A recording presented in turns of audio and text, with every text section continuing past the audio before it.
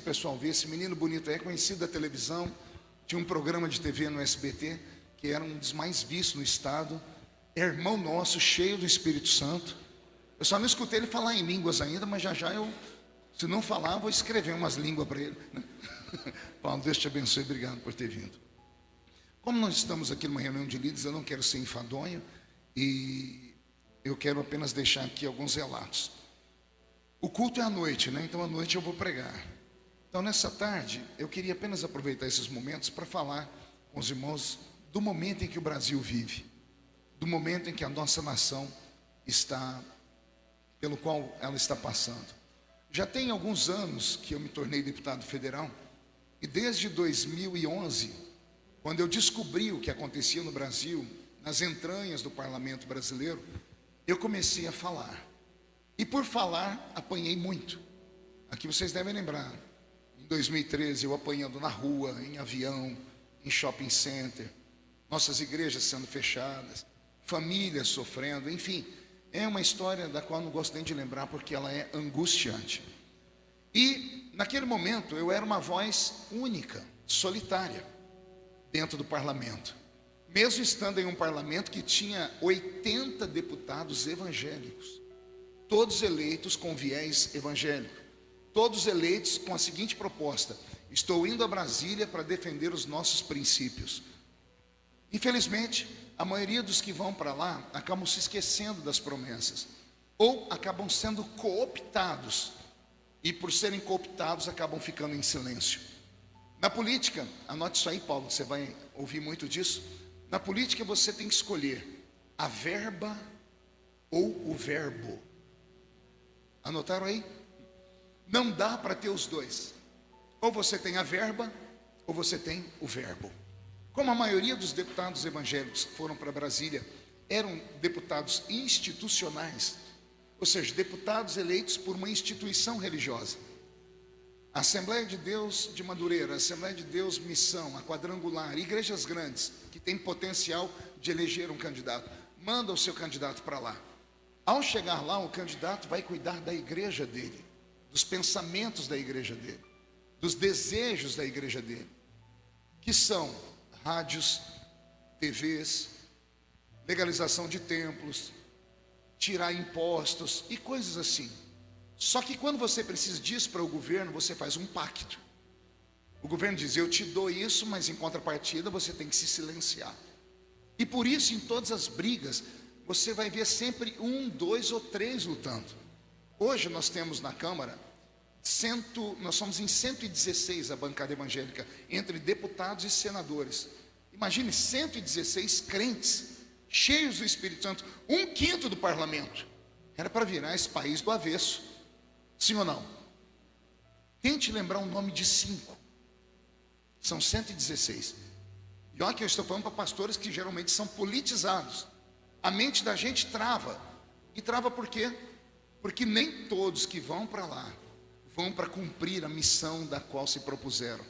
Porque ninguém quer desconforto, ninguém quer ser chamado de fanático, de deputado medieval, de desequilibrado, de patinho feio. Ninguém quer ameaçar os seus ganhos ou aquilo que a sua instituição já conseguiu. Então, em nome de tudo isso, as pessoas se silenciam. Então, eu estou muito revoltado, já tem anos que eu venho viajando o Brasil todo, porque eu não falo só aqui. Anteontem eu estava em Manaus, pregando lá com o apóstolo René Terranova, que é um líder, é meu paizão, e lá falando a mesma coisa. Não basta mandar para o parlamento, quer seja federal, quer seja legislativo, pessoas que tenham vínculos religiosos apenas institucionais, porque na hora da briga não vão vir para a briga. Na hora que é preciso, ninguém vai colocar a cara a tapa. Porque ao fazer isso, você é marcado. E quando você é marcado, ninguém quer fazer nenhum tipo de, abre aspas, negócios, fecha aspas, negócios com você. Consegue entender essa linguagem, né, pastores? Então já tem 12 anos que dentro do parlamento eu anunciei. Eu fiz denúncias. Teve pastores do Brasil que mandaram me tratar. Por exemplo, eu avisei, vai chegar um tempo em que vão fazer das nossas igrejas prisões. onde pessoas vão entrar e vão querer que nós quebremos a nossa lei, a nossa promessa bíblica, os nossos princípios, por conta do Estado.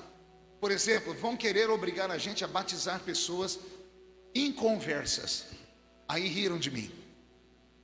Eu falei, olha, eu conheço as entranhas, estão trabalhando com projetos para que, exemplo, coisa simples, uma pessoa homossexual, um homoafetivo, ele tenha cotas para universidades. Imagine isso. Hoje já temos cotas para negros, para índios e para pobres. Se você for tudo isso e for homossexual, você não precisa estudar, a vaga já é sua. E a pergunta que eu faço é legítimo isso? E onde está as prioridades de intelecto? Onde estão as pessoas que estudam? Ou seja, se o seu filho é branco, se o seu filho é pobre e hétero, ele não vai conseguir entrar em nenhuma universidade, jamais. Eu anunciei isso, me chamaram de louco, riram de mim em programas de televisão. Pois bem, passou 12 anos. Há menos de 4 meses atrás, não sei se vocês acompanharam, um pastor, eu acho que foi em Aracaju, ele, na hora do batismo, uma pessoa que estava na igreja já há 1 ano, indo sozinha, vai vendo, indo 1 ano sozinha na igreja, fez o curso de batismo, se declarou cristão. No dia do batismo, a pessoa entrou na igreja de mãos dadas com o marido dela, 2 homens. Imagine o susto que o pastor tomou. E me diga se essas pessoas não fizeram isso de maneira pensada. Fizeram tudo que a igreja mandou. E no dia do batismo o cidadão entra de mãos dadas com o marido e exige o batismo. E o pastor não aceitou. O pastor está com 12 processos nas costas. Processo de homofobia, de preconceito, abuso de poder e coisas mais. Ascensão, porque um pastor tem ascensão sobre a ovelha, então tem processo sobre isso. Eu falei isso lá atrás, riram de mim. Agora estamos vivendo. Lá na Paraíba, tem uma universidade que já tem cotas para alunos gays. Eu falei e riram de mim. Então eu estou anunciando há anos. E chegamos num ponto em que, de repente, o Brasil resolveu acordar. E colocamos aí no governo um presidente honesto. Um presidente que não é perfeito. Ele não é crente. Ele não é cheio do Espírito Santo. Ele é casado com uma evangélica. E nós começamos a exigir dele posições de crente. Ele não é crente. No dia da padroeira dele, ele abraça a imagem da padroeira dele, porque ele é católico. Aí o crente fica cheio de nojinho. Ah, não, olha aí, adorador de imagem. Pois é, o crente nunca falou do outro que era macumbeiro, que era feiticeiro, que é ateu, que é à toa. Ninguém sabe a religião dos outros que passaram, mas desse, todo mundo pega no pé. Aí vai o crente e fala, não, mas a boca dele é muito suja. Ele fala muito palavrão. Ele não é salvo, ele é um ímpio. Ele não é curado, ele não é liberto, ele não passou pelo processo de transformação que nós pregamos. Então nós não podemos exigir dele uma postura que ele não tem. Todavia, ele é o que mais se aproxima de nós, nos nossos pensamentos, na nossa ideologia e naquilo que nós ensinamos. Então mais são as coisas que nos unem a ele do que as coisas que nos separam. E aí alguém pode dizer, tá, pastor, mas ele é assim. E o outro? Nós temos vários candidatos, mas a gente sabe que só 2 vão chegar lá. Sim ou não? Ou alguém tem dúvida? Só 2 vão chegar lá. Nós temos esse que eu falei, que não é perfeito, e temos o outro, que não omite mais o seu pensamento. Porque antigamente eles escondiam, faziam nas entrelinhas. Agora parece que a convicção deles que vai ganhar é tão grande, que ele está falando tudo o que ele pensa. Ele já disse que crentes não precisam ir para a igreja para orar, tomando o seu lugar e o meu, de pastores, dizendo que o crente não precisa de igreja, não precisa ouvir pastores, não precisa ouvir padres. Imagine o presidente de uma nação falando isso. Imagine se ele assume a presidência de uma nação. E não é só isso, ele diz com todas as letras que é a favor do aborto. A palavra aborto é um pouco pomposa. Vamos definir aborto? Assassinato de crianças inocentes, de crianças que não podem se defender. É crime. Se é crime matar, é crime ser conivente com isso também. Então, como é que um crente que é salvo em Jesus, que sabe disso, ainda quer votar numa pessoa como essa? No mínimo, se não diante dos homens, diante de Deus. Esse crente um dia vai ter que prestar contas. Ele vai ter que dizer a Deus: eu votei num homem, eu quis ele governando a minha nação, mesmo sabendo que ele queria matar crianças. É só isso que nós temos que falar, não precisamos falar muita coisa. Ele já disse que vai colocar padres e pastores no seu devido lugar. E qual é o nosso lugar, se não é aqui no púlpito? Vocês começam a entender? Amigos, irmãos, não é brincadeira.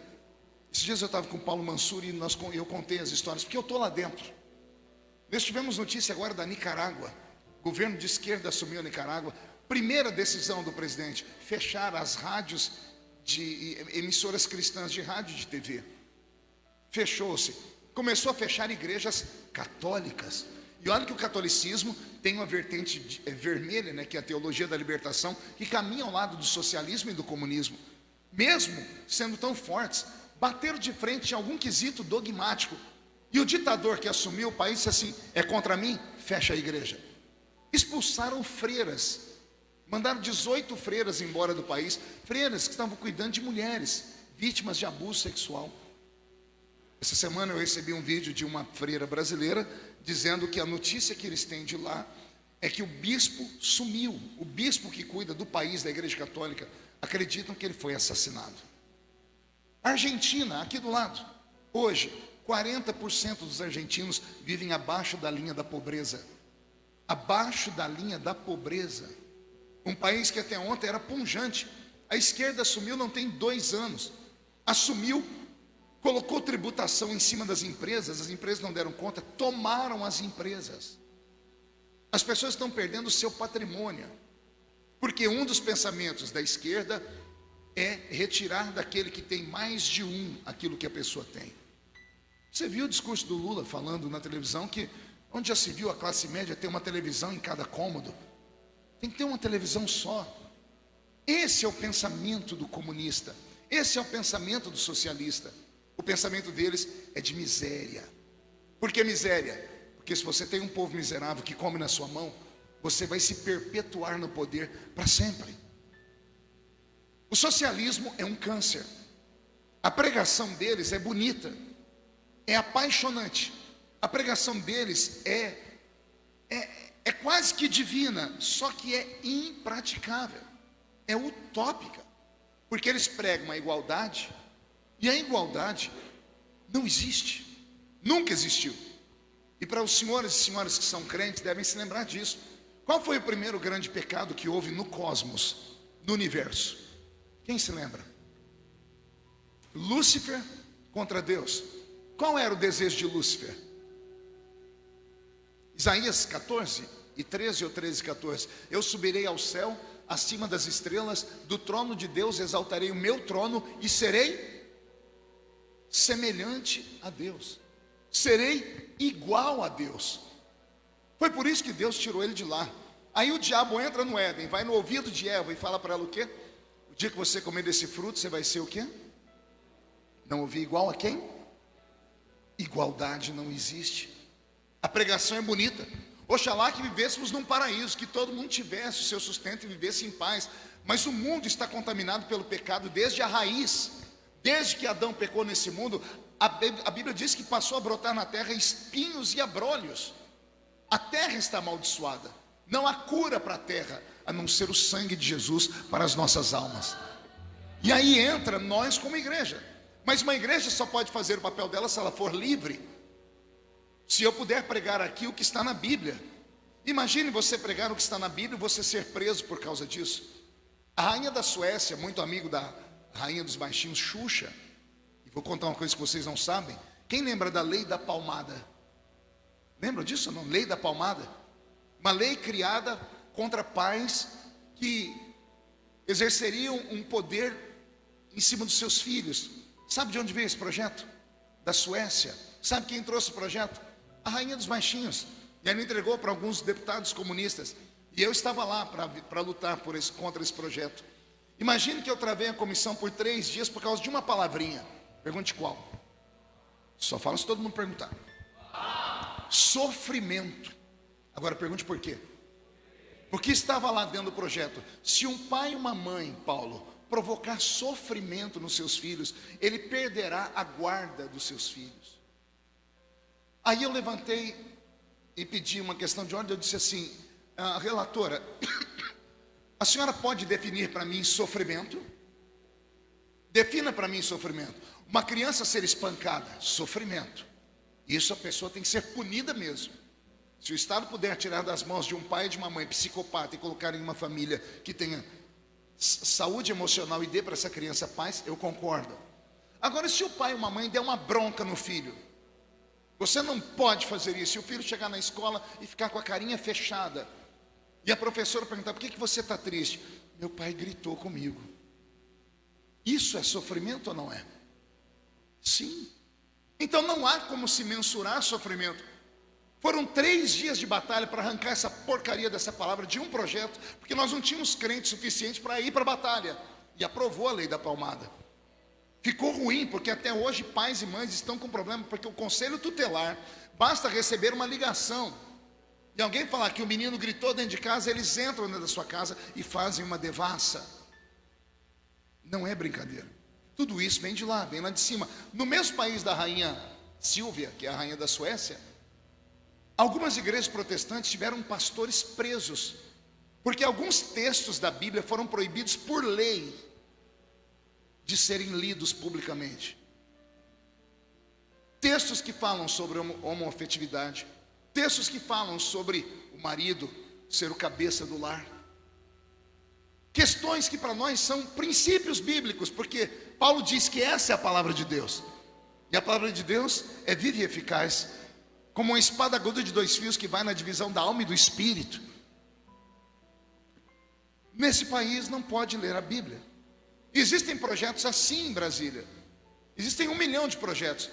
Existem mais de 1.300 processos caminhando ainda em Brasília para ferir as nossas igrejas e a nossa fé. Venezuela, eu estive com o presidente Bolsonaro no assentamento lá em Roraima e eu chorei. Chorei porque vi homens e mulheres iguais a nós, com a mesma idade que a nossa, pesando 20 quilos a menos. Eu vi pele e osso. Eu não vi isso nem na África. Eu estive em vários países do continente africano. Eu me lembro da época quando lançaram aquela música We Are the World, né? Ali a gente via imagens de negros com pura pele e osso. Hoje já não há mais isso, que o mundo se mobilizou para matar a fome deles. Continuam pobres, mas tem comida. Você vai na Venezuela, não tem comida.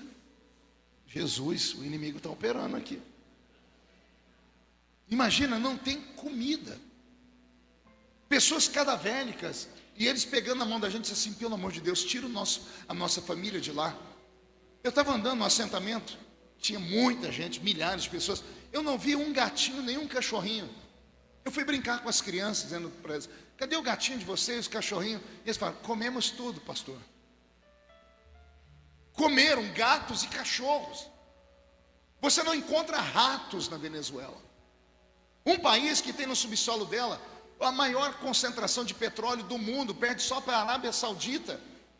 Como pode? Governo socialista. Eles entram e vão tomando. Na hora o povo fica alegre, porque a grande maioria do povo é extremamente pobre. Então eles pegam um rico para ser o Judas, pegam tudo que ele tem, tomam e repartem. Ó, você tem agora 5 mil reais, você tem 1.000 reais. E a pessoa fala: é isso aí, vamos acabar com tudo. Só que o dinheiro acaba.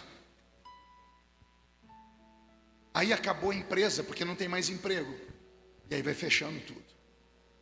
A grande Margaret Thatcher, a dama de ferro, uma das maiores primeiras ministras do mundo, conservadora, cristã, de direita, num debate numa universidade, um aluno fez uma pergunta para ela, ela disse: vou definir para vocês, usando a linguagem da escola, o que é o socialismo.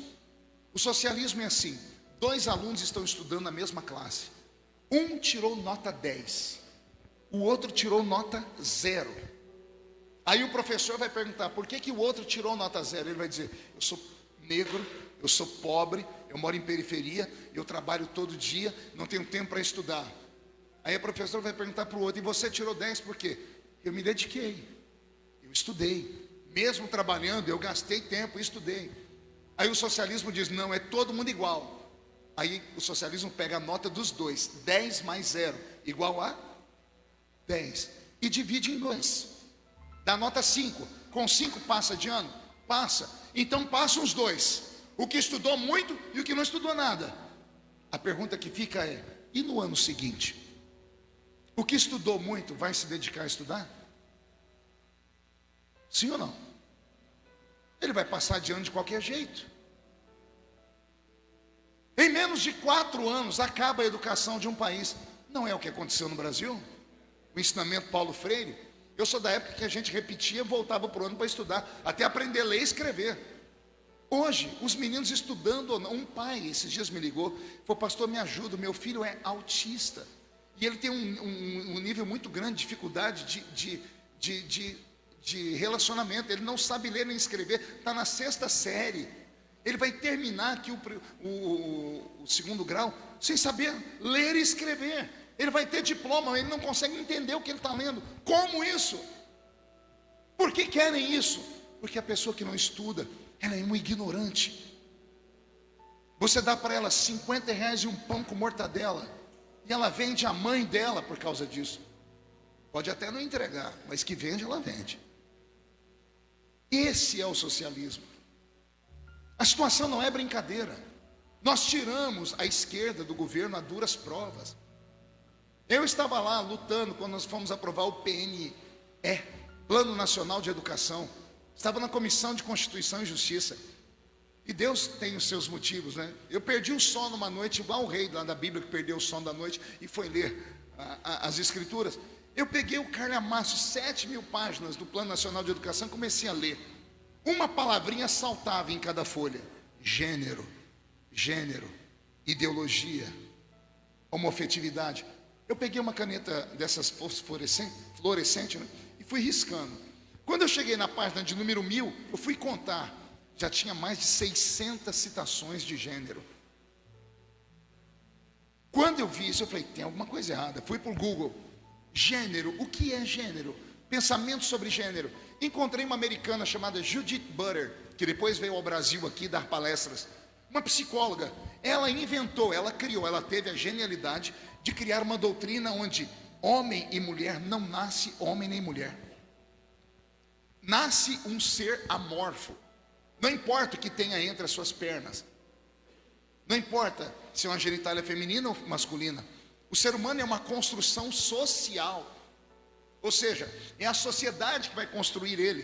É o desempenho dele diante da sociedade que vai dar a ele a sua sexualidade no futuro. E eu coloquei o nome ideologia de gênero. E comecei a denunciar. Riram de mim, até que eu chamei meus pais e falei, olha aqui, fui mostrando, começaram a perceber disso, calma, isso aqui é muito perigoso. Pegamos o Plano Nacional de Educação, ensinamento de sexo para criança entre 3 e 6 anos de idade, na escola pública. Fizeram audiências públicas, eu resgatei as audiências em vídeo e vi lá psicólogos de esquerda dizendo assim, se o seu menininho de 2, 3 aninhos estiver com um amiguinho dele no banheiro e ele vê o pintinho dele, o piu-piu, e ele quiser pegar, deixe, porque ele está se descobrindo. Essas misérias, tudo através de lei. E nós não tínhamos força para derrubar esse projeto. Aí eu fui em cima de pessoas que tinham autoridade, como Eduardo Cunha, que foi preso depois, nosso irmão em Cristo, tem os seus defeitos, mas tem as suas qualidades. E uma das qualidades dele foi assim, eu te dou o PMDB inteiro na época, para me ajudar na CCJ a derrubar o projeto. E nós conseguimos arrancar tudo de lá. Pela graça de Deus. Fizemos festa. Pergunte o que a esquerda fez. O plano é nacional de educação. Não criaram um plano estadual de educação. Pegaram o mesmo projeto inteiro que nós tínhamos mexido nele e trouxeram para as assembleias legislativas. E agora entra você, Paulo. Mandaram para a Lesp. Pergunte como foi para encontrar um deputado que tivesse coragem para encarar. Ninguém queria. Os crentes não queriam. Aí eu tive que chamar o pastor Malafaia, que tem uma língua daquele tamanho. Falei, pastor, me ajuda. Ele me ajudou a ligar e falou, se você não for defender, eu vou para a televisão e falo o seu nome. Aí apareceu uns 3, 4 deputados para brigar. Medo.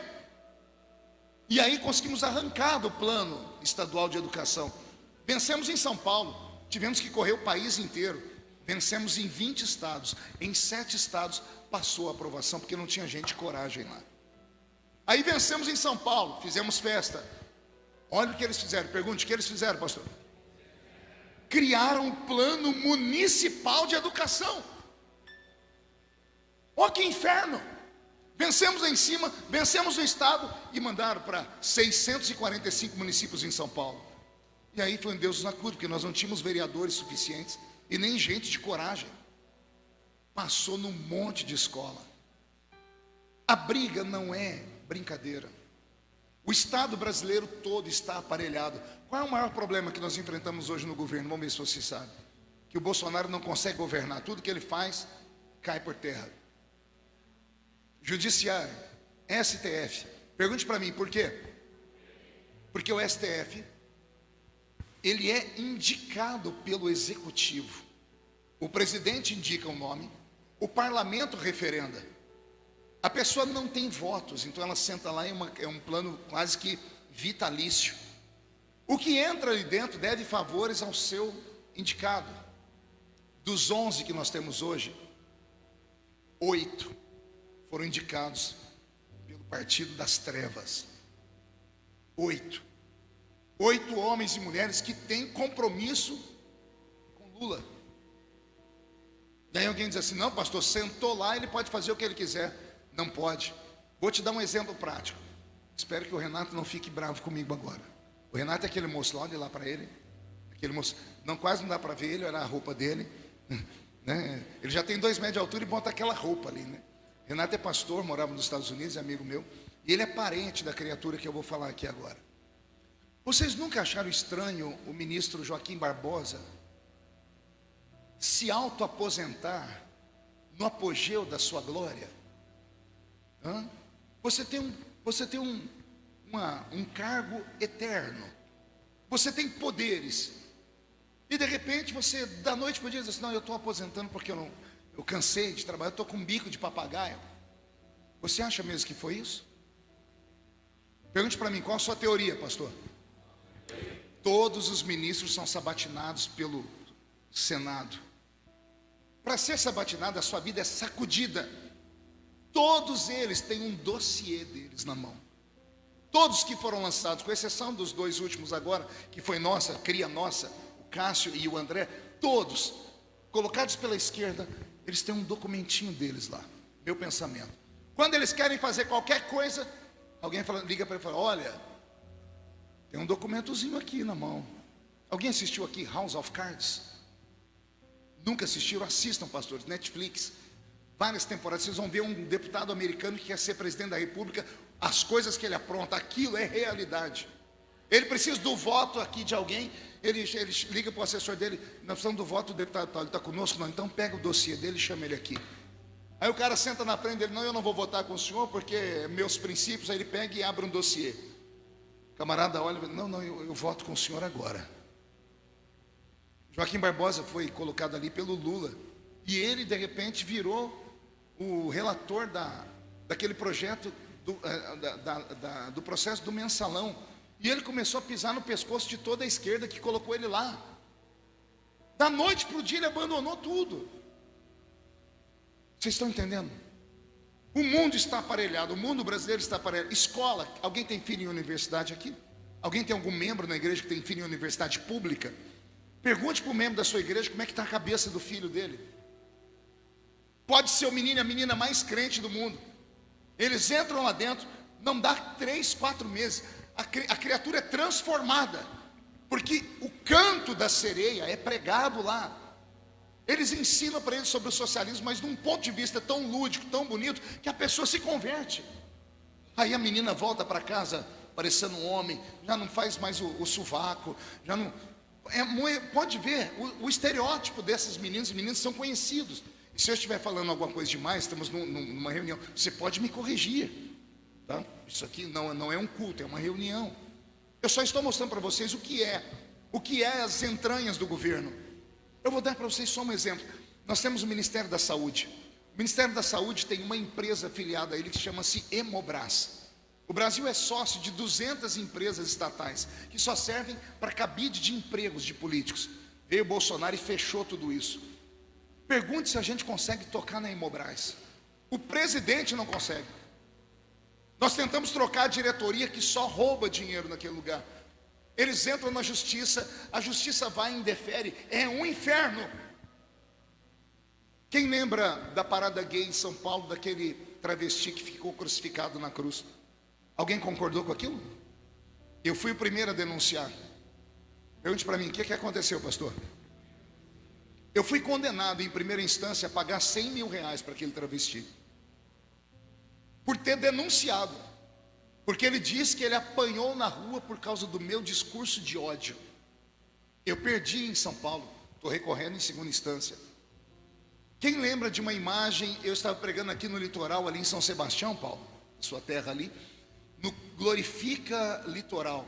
Eu pregando, levantam duas moças e sentam no ombro dos namorados, e elas tiram a roupa e se atracam no beijo. Quem lembra disso? Eu dei voz de prisão, invoquei o Código Penal, aí o sargento que estava lá foi obrigado a cumprir a ordem de prisão e levou para a cadeia. 3 dias depois, o processo virou contra mim. Abuso de poder. Me processaram em 2 milhões de reais. Por eu ter denunciado. Pior, perdi em primeira instância. Tudo aqui em São Paulo eu perco. Eu estou com um processo contra o Jean Willis. Perdi aqui com o Jean Willis. 50 mil reais. Perdi, está lá em segunda instância. Por que a gente não ganha nada aqui embaixo? Está tudo tomado. Vocês entendem? Vocês vão começar a entender agora, porque todo dia Bolsonaro apanha na televisão. O sistema não aceita. O sistema não quer. E nós, crentes, agora viramos a bola da vez, porque nós mostramos força. Em 3 anos, graças ao pastor Malafaia e a mim, e ele do lado de fora e eu por dentro, conseguimos trazer as grandes lideranças e dar sustância social para o presidente. O único grupo que não deixou ele fomos nós, Paulo. 30%. E isso deu força para ele. 1/5 do parlamento, pelo menos institucionalmente, demos força para ele. E agora o Lula percebeu que nos perdeu. Imagine o que vai acontecer conosco se ele ascender o governo. Não, pastor, mas ele já governou o Brasil e nunca fechou a igreja. A gente não pode ser idiota, gente. Por exemplo, não foi no governo do Lula, porque ele governa o país, tudo acontece debaixo dos olhos do presidente, que criaram em São Paulo a lei do PSIL. Quem lembra da lei do PSIL? Tantos decibéis e a igreja é fechada. Mais de 2.000 igrejas foram lacradas em São Paulo. Não precisou vir alguém com metralhadora, vamos fechar essa igreja. Você entendeu? Uma lei. Pandemia. Alguém teve sua igreja fechada aqui? Sério, mas o senhor queria abrir? A igreja, por acaso, não é um órgão de utilidade pública? Não é um serviço essencial? Olha o número de pessoas que estão aí com depressão profunda se matando. E quem cura esse povo? Jesus e a igreja. Mas a nossa igreja foi fechada, mesmo com uma lei lá de cima dizendo: igreja, serviço essencial, tem que ficar aberta. Aí vem o Supremo e diz: não, quem cuida disso não é o presidente da República, é o governador e o prefeito. Fecharam as nossas igrejas. E agora nós todos vamos ficar aqui a reboque do quê? Senhoras e senhores, nós nunca vivemos uma situação como essa. Por quê?